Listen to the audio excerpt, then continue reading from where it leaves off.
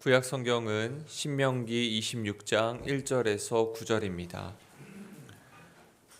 내 하나님 여호와께서 내게 기업으로 주어 차지하게 하실 땅에 내가 들어가서 거기에 거주할 때에 내 하나님 여호와께서 내게 주신 땅에서 그 토지의 모든 소산의 만물을 거둔 후에 그것을 가져다가 광주리에 담고 내 하나님 여호와께서 그의 이름을 두시려고 택하신 곳으로 그것을 가지고 가서 그때의 제사장에게 나아가 그에게 이르기를 내가 오늘 당신의 하나님 여호와께 아뢰나이다.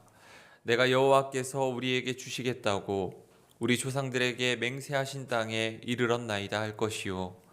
제사장은 내 손에서 그 광주리를 받아서 내 하나님 여호와의 제단 앞에 놓을 것이며 너는 또 내 하나님 여호와 앞에 아뢰기를 내 조상은 방랑하는 아람 사람으로서 애굽에 내려가 거기에서 소수로 거류하였더니 거기에서 크고 강하고 번성한 민족이 되었는데 애굽 사람이 우리를 학대하며 우리를 괴롭히며 우리에게 중노동을 시키므로 우리가 우리 조상의 하나님 여호와께 부르짖었더니 여호와께서 우리 음성을 들으시고 우리의 고통과 신고와 압제를 보시고 여호와께서 강한 손과 편팔과 큰 위엄과 이적과 기사로 우리를 애굽에서 인도하여 내시고 이곳으로 인도하사 이 땅 곧 젖과 꿀이 흐르는 땅을 주셨나이다.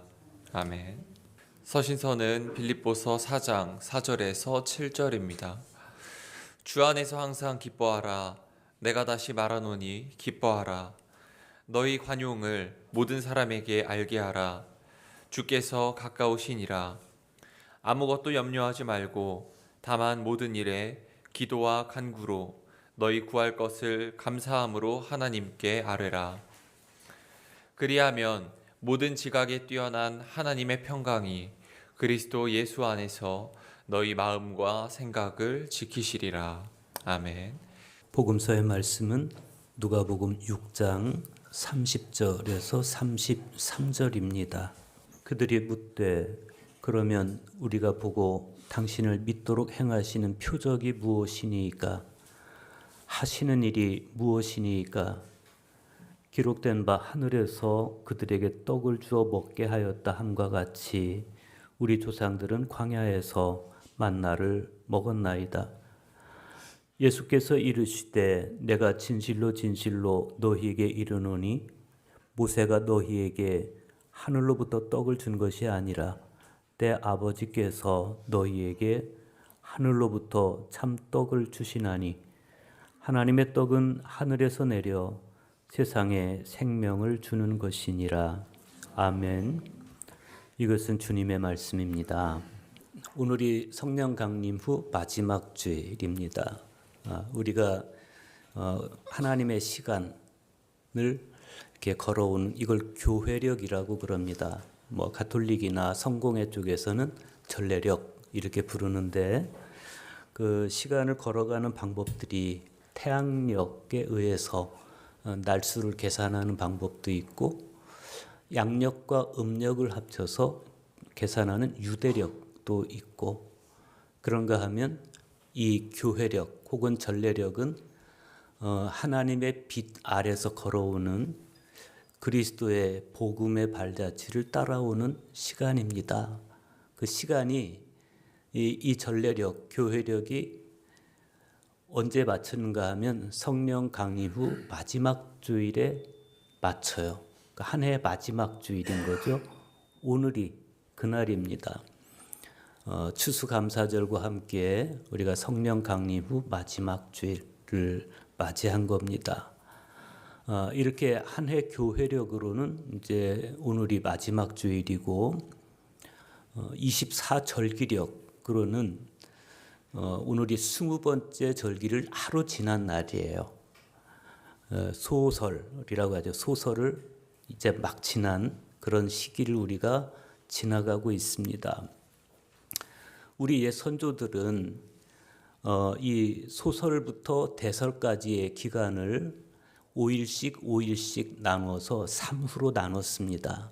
그래서 초후에는 무지개가 다 거쳐서 나타나지 않는, 그리고 중후에는 천기는 올라가고 지기는 내려오는 그런 때인 것이고, 말후에는 이제 폐색이 되어서 겨울이 완연해지는 그런 시기입니다.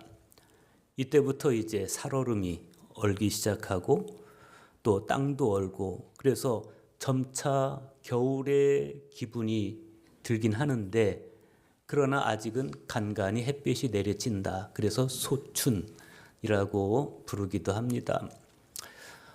지난주에 제가 평택에 있는 가나안 교회 부흥회를 다녀왔습니다. 교회에서 한 1km 정도 떨어져 있는 곳에 숙소를 잡아줬어요. 거기 뭐 송탄역인가 서정리역인가 뭐 있더라고요. 거기서 이제 교회까지 가는 길이 편도 1차선인 아주 좁은 길인데, 길 양쪽으로 은행나무가 노랗게 익어서 너무 예쁘게 길이 이렇게 형성이 돼 있었습니다. 제가 불과 3일 동안 이제 거기 이렇게 머무르면서 그 길로 다녔는데, 첫날 아침에 봤던 그 은행잎이 3일 만에 거의 다 떨어졌어요. 그래서 앙상한 나무가 드러나는 걸 보면서 정말 한 해의 끝이 왔구나, 겨울이 왔구나, 이런 생각을 했었습니다.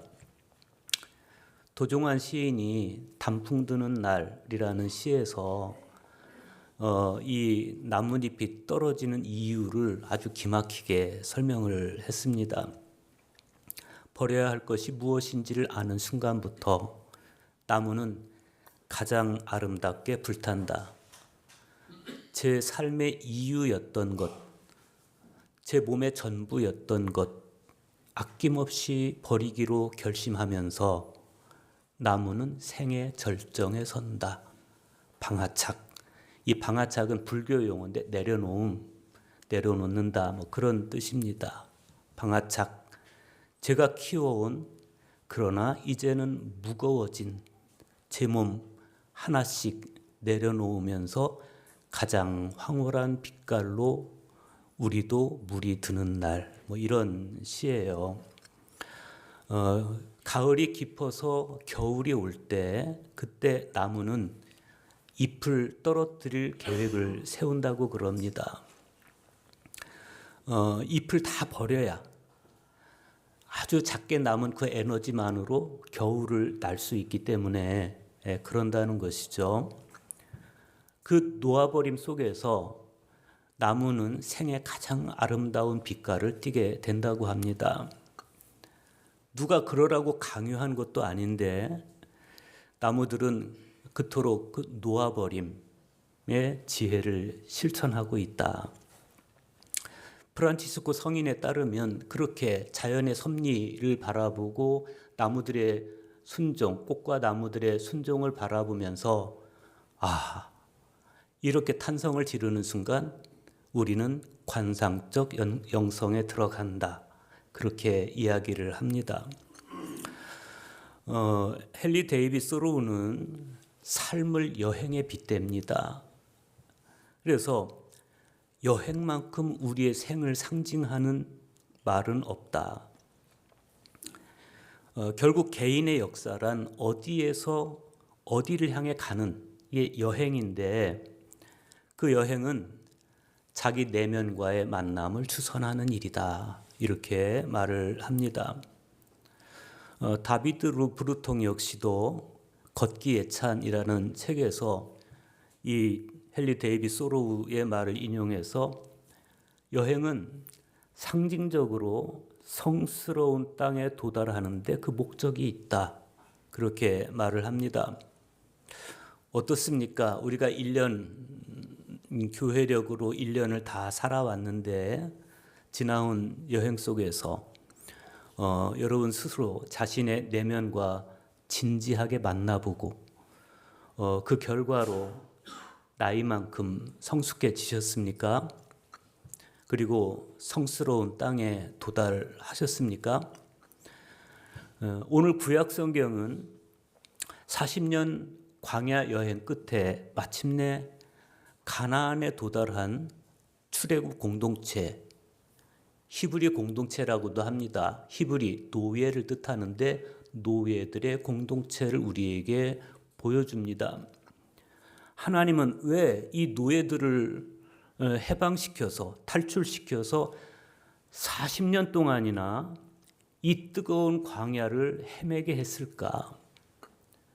또 그들은 이 이집트에서부터 애굽에서부터 가나안 땅까지 가는 그 40년 여정 동안에 어떤 성찰에 직면하고 어떤 깨달음에 도달했을까?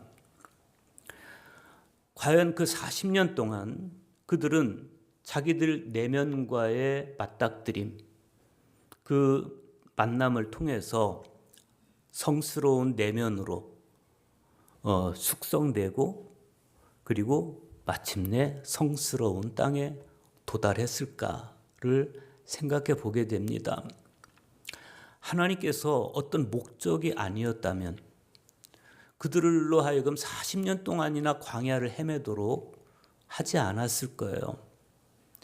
이 광야라는 곳, 사막은 훈련과 수련의 장소입니다. 아무것도 없는, 아무 생존 수단도 없는 그곳에서 40년 동안을 하나님께서 왜 헤매게 하셨을까? 어떤 성찰을 갖게 하려고, 어떤 깨달음을 갖게 하려고 하나님은 그들을 40년 동안을 그렇게 광야를 돌고 돌아 헤매게 하셨을까?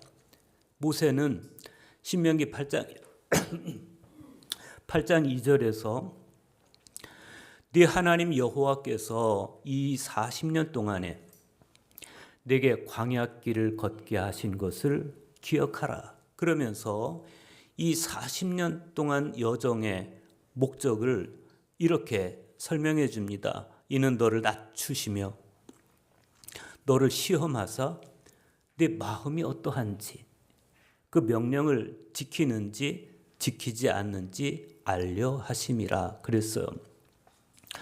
이 목적이 우리를 감동하게 합니다.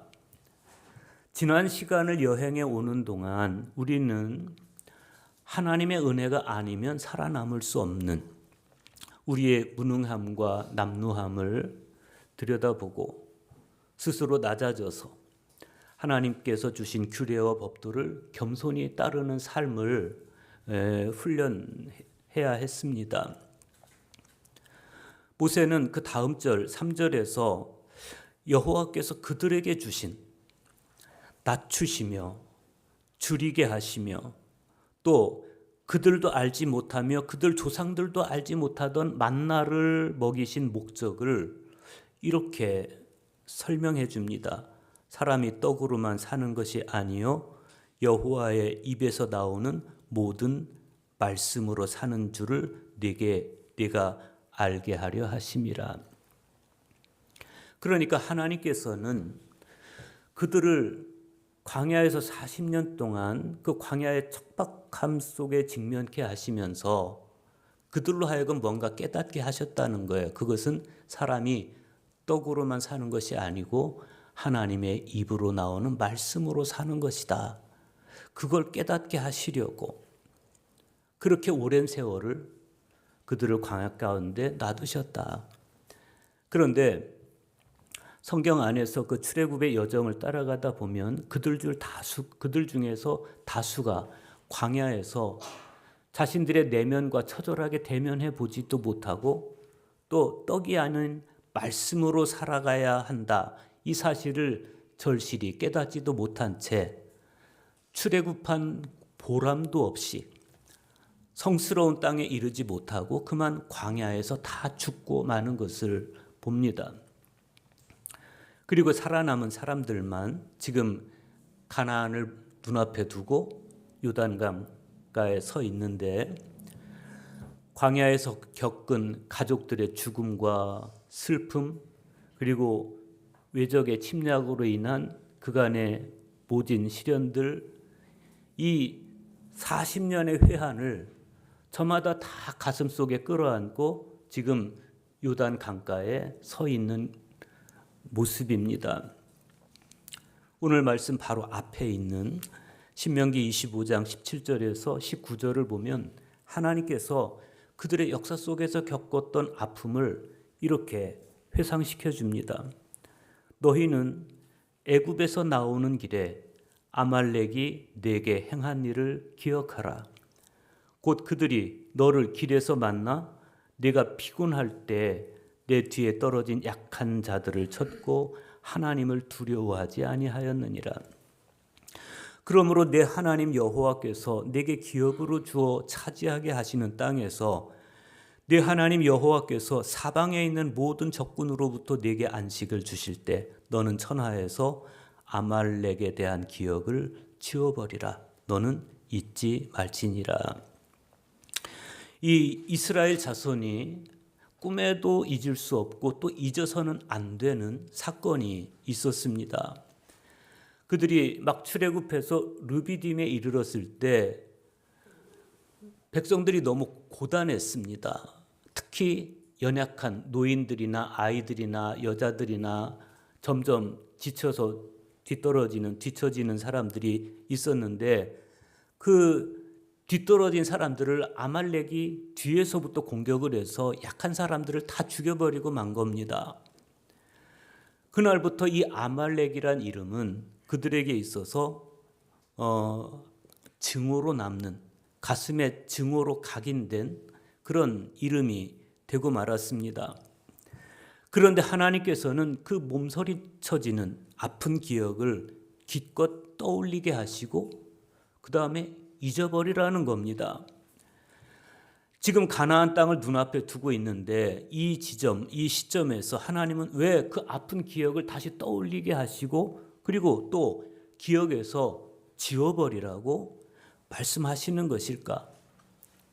과거의 아픔을 피하지 않고 외면하지 않고 당당히 맞설 때 비로소 그 아픔에서 해방될 수 있을 뿐 아니라 그럼으로써만 내면이 성화된 존재로서 성스러운 땅을 밟을 수 있기 때문입니다. 그리고 나서 오늘 말씀이 주어지는데 하나님께서는 오늘 말씀에서 전혀 새로운 차원의 삶을 그들에게 명령하세요. 1절과 2절 보십시오.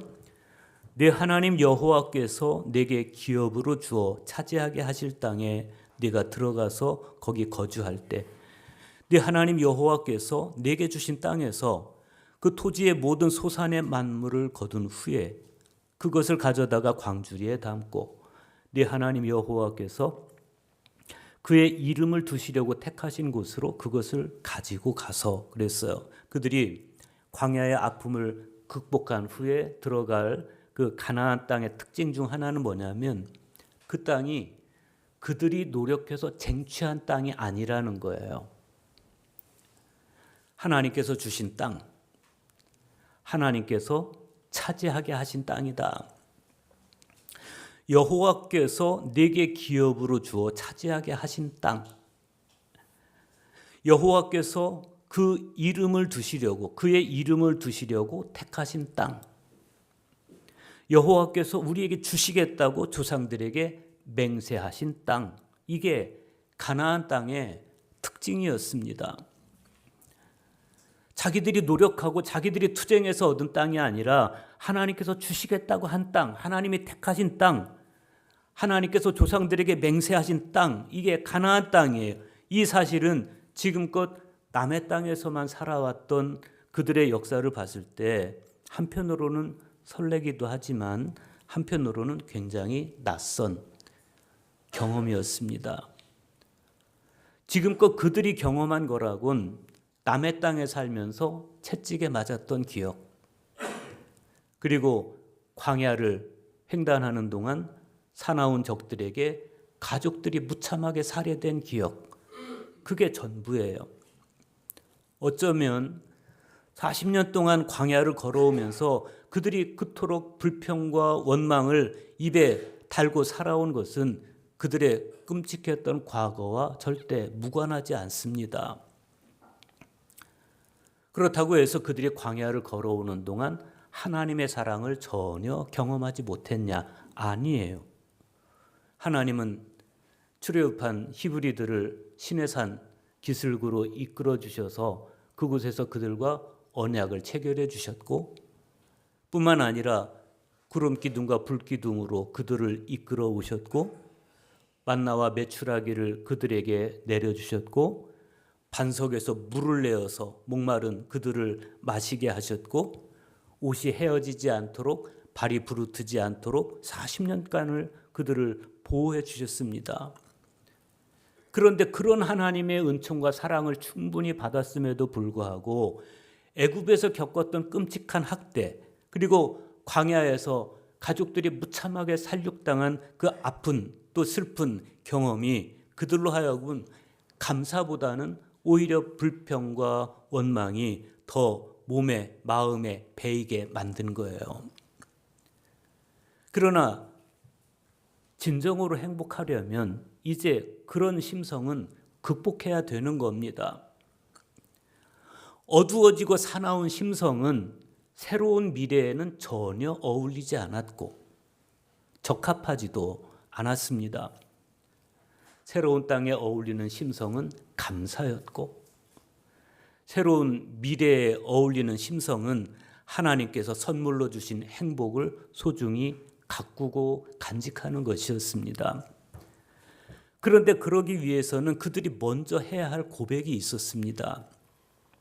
그들은 그 땅에서 거둔, 처음 들어간 그 낯선 땅 가나안에서 거둔 각종 햇곡식을 광주리에 담아서 하나님께서 당신의 이름을 두시려고 택하신 땅으로 가지고 가서 제사장에게 이렇게 말해야 했습니다. 내가 오늘 당신의 하나님 여호와께 아뢰나이다. 내가 여호와께서 우리에게 주시겠다고 우리 조상들에게 맹세하신 땅에 이르렀나이다. 누구나 자기 인생의 절정에 섰을 때 자기들만의 고백을 다 가지고 있습니다. 낳아주신 부모님께 감사한다든지, 여기 이르도록 도와주신 은인들께 감사한다든지, 오늘의 내 성취가 자랑스럽다든지, 그런 고백들을 다 가지고 있어. 그런데 가나안에서 거둔 첫 곡식을 광주리에 담아 들고 하나님께 가서 그들이 해야 하는 고백은 정말 눈물겨운 것이었습니다. 나는 여호와께서 우리에게 주시겠다고 우리 조상들에게, 선조들에게 맹세하신 대로 이 땅에 들어오게 된 것을 오늘 나의 하나님 여호와께 아뢰니다. 마치 군인들이 군 생활을 마치고 전역할 때 전역 신고를 하듯이 이런 고백을 해야 된다. 여러분, 우리 모두에게는 공동의 고백과 감사가 있어요. 여기까지 우리 교회를 이끌어 오신 하나님께 하나님의 은총을 돌아보면서, 하나님, 지금의 우리 교회는 하나님의 은총입니다. 아버지께서 도우셔서 오늘이 있습니다. 이 고백과 감사가 바로 우리의 믿음입니다. 호텔 마다가스카르라는 책이 있습니다.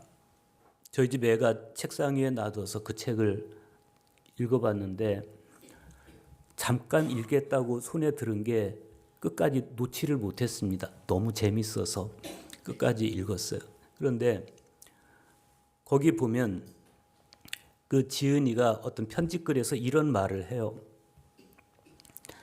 가장 행복한 순간에 시간을 멈출 능력을 신에게서 부여받은 남자 이야기 알아?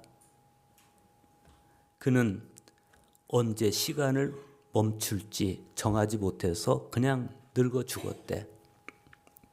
그러자 그 상대방이 이렇게 대답합니다. 앞으로 달려가는 것도 멈추고 싶은 자리에 멈추는 것도 둘 다 용기가 필요한 일이지. 정말 두려운 건 아무 생각도 없이 떠밀려 가는 거야. 여러분은 어떻습니까? 정말 시간을 멈추고 싶을 만큼 그렇게 행복한 순간이 있었습니까? 그때가 언제였습니까? 출애굽한 히브리들은 지금 자기들 여행의 목적지인 가나안을 눈앞에 두고 있어요. 그곳에 들어가려고 40년을 모진 길을 걸어온 겁니다. 그래서 마침내 가나안에 도달했는데 이 찰나에 그들의 심정은 어떠했을까? 시간을 멈추고 싶을 만큼 행복했을까? 사실 그들이 지금 들어가서 얻을 땅은요, 적과 꿀이 흐르는 땅이라기보다는 오히려 척박하기 짝이 없는 그런 땅입니다. 이집트에서 그들이 살 때처럼 나일강 풍성한 그런 농경지가 있는 것도 아닙니다. 그 척박한 땅에 농사를 지은 해곡식을 가지고 하나님께 감사함으로 달려갈 만한 그 무엇조차 있어 보이지 않는 그런 땅이에요. 그러고 보면 앞으로 그들이 가나안 땅에서 심고 거두어야 할 것은 사실은 곡식이 아니고 신앙이고 감사였습니다. 참 감사는 곡식으로 하는 게 아니고 신앙으로 하는 거예요. 참 행복도 곡식에서 나오는 게 아니고 신앙에서 열매 맺는 겁니다. 무엇을 심고 거두는 건 그 농부들만 하는 게 아닙니다. 우리 인생 전체가 심고 거두는 행위입니다. 바울은 갈라디아서 6장 7절로부터 9절에서 이렇게 선언합니다. 사람이 무엇으로 심든지 그대로 거두리라. 자기 육체를 위하여 심는 자는 육체로부터 썩어질 것을 거두고 성령을 위하여 심는 자는 성령으로부터 영생을 거두리라. 그래서 감사절도 농부들에게만 해당되는 게 아니에요. 모든 사람이 심고 거두고 그 열매로 감사하는 겁니다. 올해도 어김없이 이 추수감사절이라는 길목을 지나가면서 잠시 걸음을 멈추고 우리 자신을 돌아보게 되는데 과연 그러면 나는 지나온 시간 동안 무엇을 심고 무엇을 거두었을까? 사도 바울에 따르면 모든 인생은 두 가지 중 한 가지를 심고 거둔다고 그래요. 자기 육체를 위하여 심는 자가 있는가 하면 성령을 위하여 심는 자가 있다는 겁니다. 주님은 열매를 보면 그 나무를 알 수 있다 그러셨는데, 그러면 우리는 내 육체를 위해서 평생을 심어왔고 육체로부터 썩어질 것을 거두는 사람일까? 아니면 성령을 위하여 심고 성령으로부터 영원한 생명의 열매를 거두는 사람일까?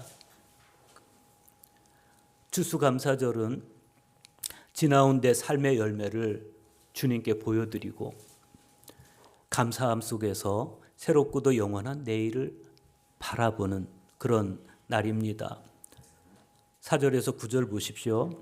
제사장은 네 손에서 그 광주리를 받아서 네 하나님 여호와의 제단 앞에 놓을 것이며 너는 또 네 하나님 여호와 앞에 아뢰기를 내 조상은 방랑하는 아람 사람으로서 애굽에 내려가 거기서 소수로 거류하였더니 거기에서 크고 강하고 번성한 민족이 되었는데 애굽 사람이 우리를 학대하며 우리를 괴롭히며 우리에게 중노동을 시키므로 우리가 우리 조상의 하나님 여호와께 부르짖었더니 여호와께서 우리 음성을 들으시고 우리의 고통과 신고와 압제를 보시고 여호와께서 강한 손과 편팔과 큰 위엄과 이적과 기사로 우리를 애굽에서 인도하여 내시고 이곳으로 인도하사 이 땅 곧 젖과 꿀이 흐르는 땅을 주셨나이다.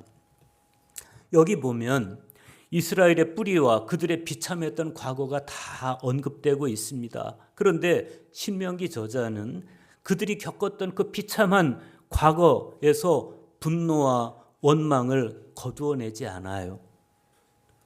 악재와 학대를 당한 그 고통스러운 역사 속에서 놀랍게도 하나님의 인도하심, 하나님의 돌보심을 보아내고 그 하나님께서 마침내 젖과 꿀이 흐르는 땅을 주셨나이다 라고 감격스럽게 고백합니다.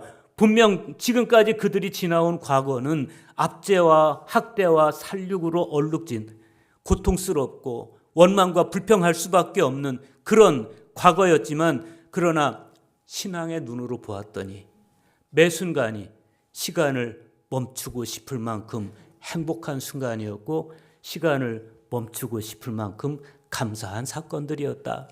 그게 바로 신앙의 신비입니다. 오늘 복음서에 보면 사람들이 예수님을 찾아와서 우리가 당신을 믿을 수 있도록 표적을 보여주십시오. 그런데 그들이 요구하는 표적이 다른 게 아니에요. 우리 조상들은 광야에서 만나를 먹었나이다, 이렇게 이야기를 합니다. 왜 이런 말을 할까? 판단이 흐려진 상태에서 내뱉는 이들의 말은 언뜻 들으면 그냥 단순하게 생존을 요구하는 말처럼 들리죠. 과거에 우리 조상들이 광야에서 만나를 먹었지 않습니까?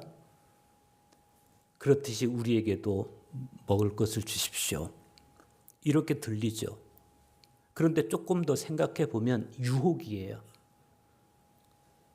예수님께서 40일 금식하시고 광야에서 첫 번째 받은 유혹이 뭡니까? 이 돌들을 명하여 떡덩이가 되게 하라. 네가 진짜 하나님의 아들이라면 이 돌들을 떡덩이가 되게 하라. 유혹이죠. 우리에게 만나와 메추라기를 주십시오. 유혹입니다. 이때 주님의 대답이 이랬습니다. 내가 진실로 진실로 너희에게 이르노니 모세가 너희에게 하늘로부터 떡을 준 것이 아니라 내 아버지께서 너희에게 하늘로부터 참떡을 주시나니 하나님의 떡은 하늘에서 내려 세상에 생명을 주시는 것이니라.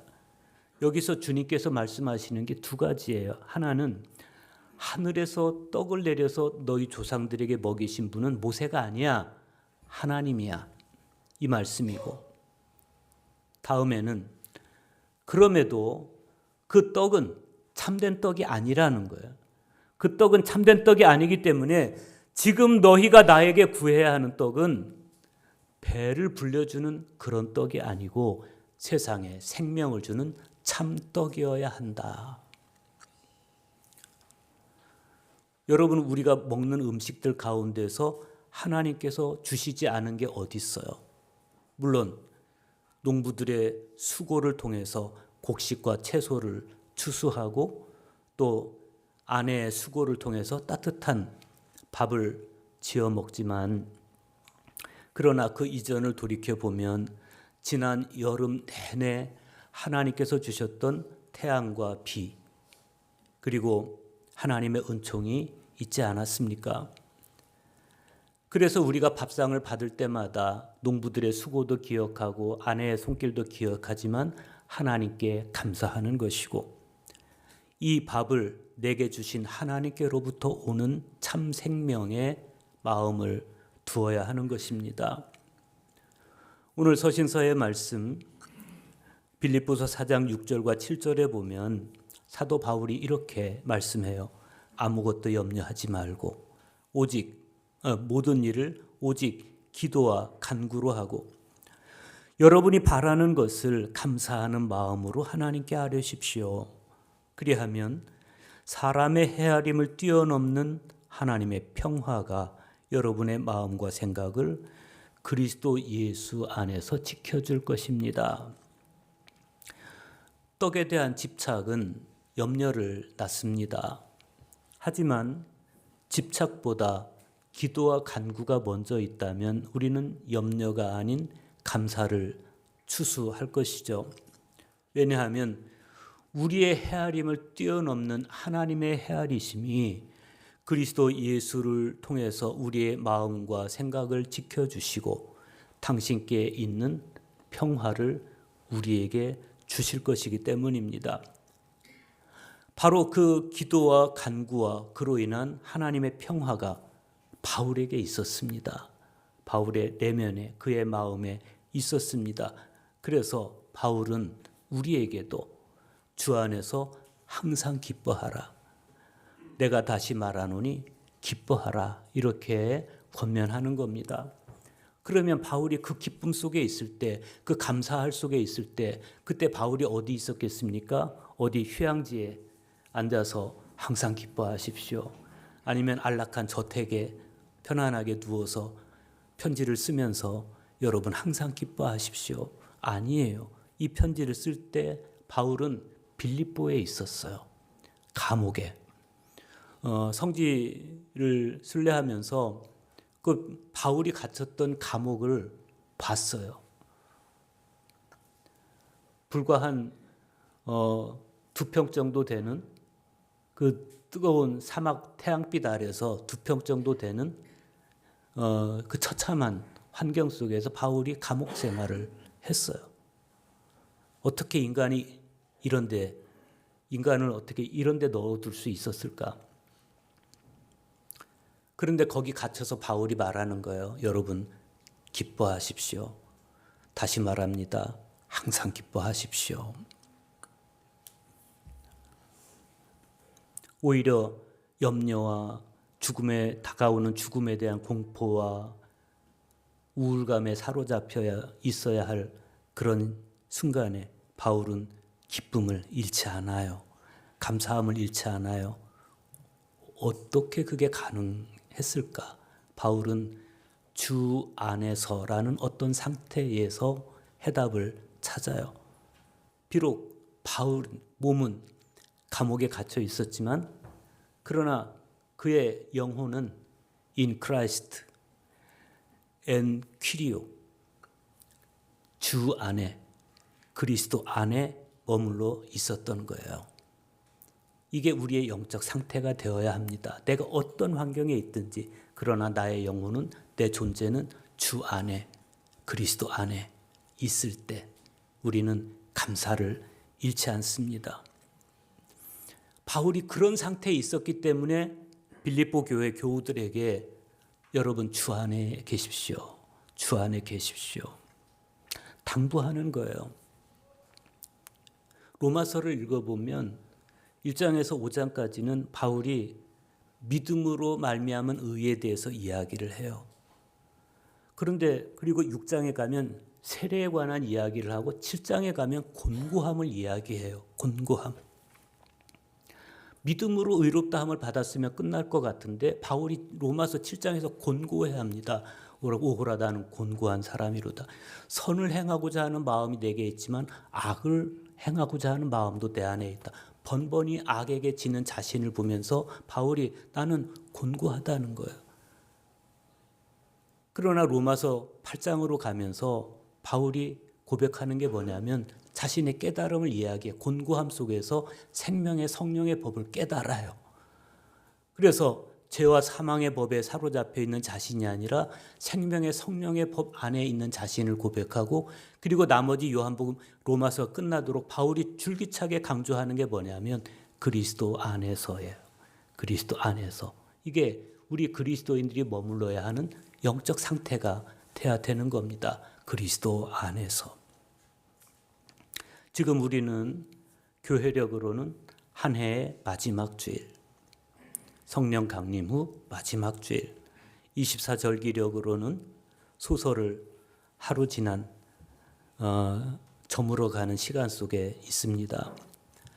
하나님의 시간도 자연의 시간도 어느덧 한 해의 끝자락을 밟고 서 있는 오늘, 우리는 감사해로 초대받고 있어요. 감사.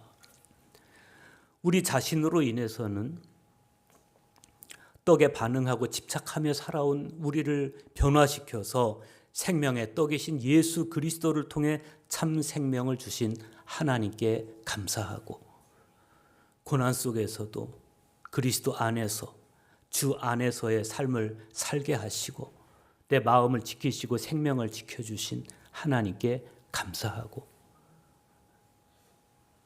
그 고백과 감사 속에서 마지막 시간 여행을 잘 끝마쳐야 됩니다. 그러면 우리 교회로 인해서는 무엇을 감사해야 할까? 우리 교회를 옛 땅에서 이끌어내셔서 적과 꿀이 흐르는 땅으로 인도하신 하나님, 그리고 새 믿음, 새 사명 가운데로 우리를 이끄시는 하나님께 감사해야 됩니다. 새해 2026년 우리 교회 표어는 마태복음 9장 17절의 말씀, 새 포도주는 새 부대에로 정했습니다. 새 믿음, 새 사명을 감당하려면 낡고 헌 가죽 부대를 버리고 새 가죽 부대를 갖추어야 됩니다. 생배 조각을 낡은 옷에 붙일 수 없듯이, 새 술을 낡은 가죽 부대에 담을 수 없듯이, 낡은 관성과 타성에 젖은 신앙으로는 새로운 소명과 사명을 감당할 수 없습니다.